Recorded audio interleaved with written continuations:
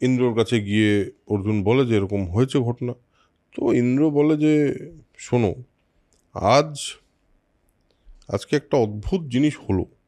সেটা হলো তোমার জন্য কুন্তী আজ সুপুত্রবতী হলেন। মানে তুমি যে কাজটা করেছো সেই কাজটা একটা অত্যন্ত, মানে তোমার রেজিস্ট্যান্স পাওয়ার ক্ষমতাটা খুবই একটা সুগুণ বলে ইন্দ্র বলছেন। এবং সেই কারণে কুন্তী হলেন আজকে তুমি একজন সুপুত্র হিসেবে, কুন্তীর ছেলে হিসেবে তুমি নিজেকে এস্টাবলিশ করেছো।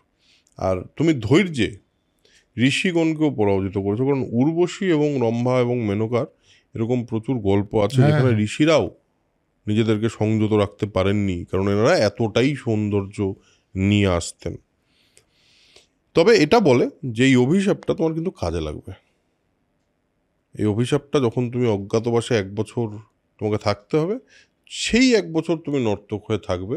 আর সেই সময় তুমি ঠিক 1 বছর পরে আবার তুমি তোমার পুরুষত্ব ফিরে পাবে।